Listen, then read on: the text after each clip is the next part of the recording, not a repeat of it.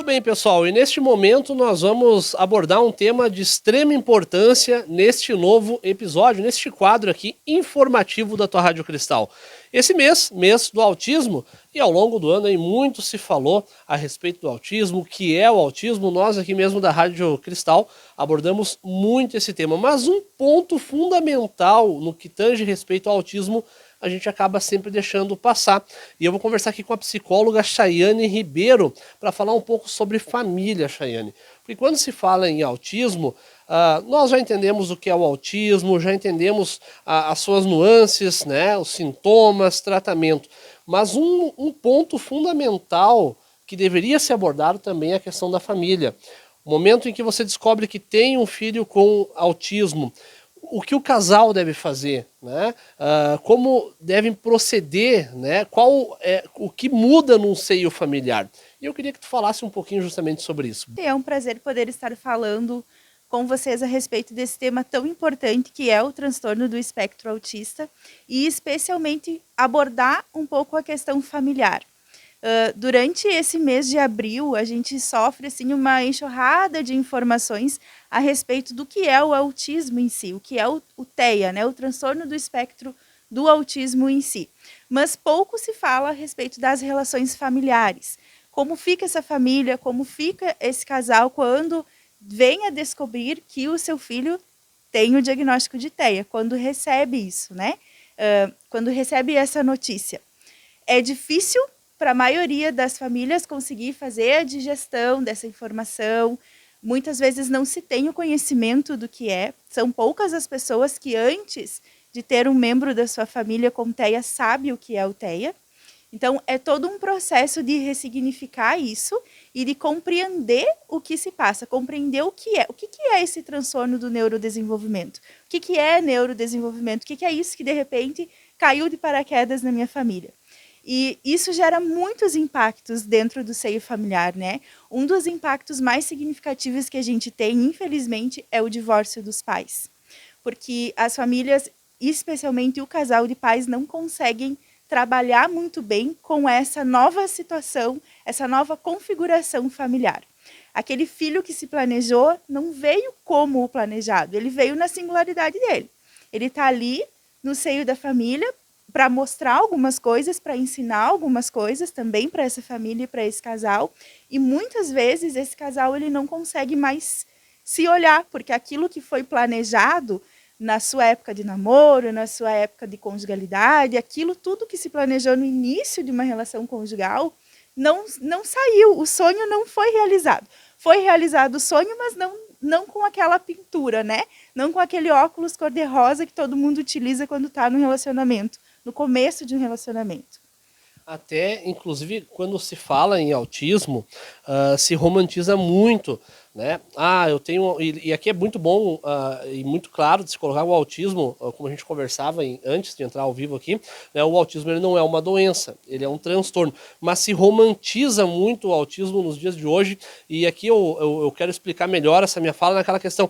Não, é muito fácil lidar com autismo, não, é normal, é super normal, se eu tiver um filho autista, ok, vai ser tudo certo. Só que muitas vezes os pais não estão prontos, né? E isso aqui é muito importante se colocar, porque quando se descobre o transtorno do espectro autista, muitos pais até têm vergonha, às vezes, de buscar uma orientação, né? Não tem vergonha do filho, obviamente, mas tem aquela vergonha, aquele receio de buscar uma orientação, né? Buscar um psicólogo, tentar entender como eles, como pai e mãe, devem agir. Então se romantiza demais e se traz pouco conhecimento. Exatamente. Isso é uma fala muito importante. A gente não precisa e não deve romantizar o TEA. Nem o TEA e nem nenhum outro diagnóstico. A gente não romantiza as situações que acontecem. A gente tem que olhar para elas, olhar para as situações bem com os olhos da realidade. Não, meu filho hoje foi diagnosticado com autismo, ok, eu vou acolhê-lo, mas como eu posso acolhê-lo da melhor forma possível? O que acontece? Hoje existe, como a gente está falando muito sobre isso, e existem muitos movimentos em prol do autismo, o que é excelente, é muito bom que hoje a gente consegue dialogar mais abertamente sobre isso, né? Então, ótimo, mas aí pode-se criar uma cultura romântica. E isso eu escuto muito, especialmente das mães, né? Tem mães que chegam para mim e dizem assim, ai, o meu filho não é o anjo azul que eu vejo nas redes sociais, que eu vejo as postagens, o meu filho não é um anjo azul. E eu digo, sim, eu entendo, e o teu choro é legítimo. Porque, de fato, é difícil. Ninguém nasce sabendo ser pai. As pessoas se tornam pai, se tornam mãe. E, de igual forma, ninguém sabe como ter um filho com TEA. E aí, o poder se conectar com essa maternidade, se conectar com essa paternidade e entender assim, poxa vida, eu não estou sendo pai de um transtorno, eu não estou sendo mãe de um transtorno, eu sou mãe de uma criança. Eu sou pai de uma criança, né? Não olhar para o diagnóstico que se recebe, mas continuar acolhendo aquela criança como um filho, como parte da sua família. Uma das questões que geram esses conflitos é a questão financeira. Quando a família descobre o diagnóstico, a gente sabe que a gente tem uma limitação ainda bastante importante que precisa ser falada, que é a limitação nos tratamentos, na oferta dos tratamentos para o TEA. E isso pega as famílias desprevenidas. Não são todas as famílias que têm a condição financeira de ofertar todos os tratamentos adequados que aquela criança vai precisar. E isso gera muito conflito. E o casal não sabe gerenciar muito bem tudo isso que está surgindo, né? Agora eu preciso levar em fono, eu preciso levar na psicóloga, na psicopedagoga, num TO, eu não tenho dinheiro. E eu não tenho quem cuide. E aí, muitas vezes, acontece de uma dessas pessoas ter que sair do seu emprego porque tem que cuidar, o que gera mais um problema financeiro ainda. Então, essa questão financeira é uma questão que pouco é falada dentro das famílias que têm o TEA e que é muito importante, porque é sim um ponto gerador de conflito nas famílias com crianças com TEA. Uma vez que um pai e uma mãe descobrem que o seu filho tem autismo, foi diagnosticado com autismo, como proceder? E aqui eu falo como proceder no sentido pai e mãe, né? Porque como vai ser, a partir dali vai ser a vida deles com o filho, a gente sabe que já existe todo esse acompanhamento, né? Mas e aí, pai e mãe, meu filho tem autismo, o que eu faço agora? Como eu devo buscar conhecimentos, né? O que eu devo fazer? Primeiro, eu preciso respirar. Eu preciso dar conta dessa notícia para mim. Eu não vou jamais para o Google, né? Eu não vou procurar rede social, não vou procurar internet, não vou procurar vídeo num primeiro momento, não. Eu vou respirar e eu vou entender o que está acontecendo comigo. E eu vou acolher. É o meu filho, tudo bem, tem autismo, mas ele poderia ter uma outra condição. Ele tem a condição do autismo. Depois que essa família se acalmar, que essa família conseguir respirar, que ela conseguir entender o que está acontecendo, que ela não olhar para aquela criança, para aquele bebê, que geralmente o diagnóstico ele deve vir precocemente, né? Até os 2 anos, no máximo 3, a gente sabe que não ocorre, mas ele deve vir. Então, para e olha para aquele filho, acolhe aquele filho e o casal precisa se olhar. Esse casal precisa se olhar e se acolher enquanto casal.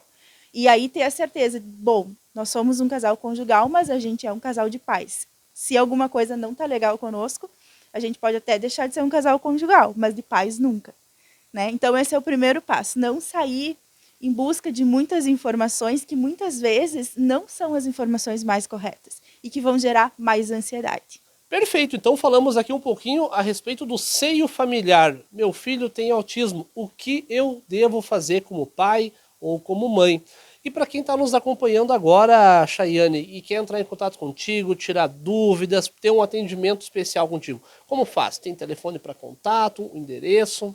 Sim, eu atuo nos municípios de Soledade e Passo Fundo. Aqui em Soledade, então, eu atendo na rua 7 de setembro, 679. O telefone para contato também é o WhatsApp 999-566073. Atendimentos preferencialmente no turno da noite e aos finais de semana. Agenda Soledade e Passo Fundo. E aproveitando, você atende por plano de saúde? Qual o método de atendimento? Sim, aqui em Soledade eu atendo particular e pelos planos Usamed e Sinsol. E no município de Passo Fundo, particular e Usamed.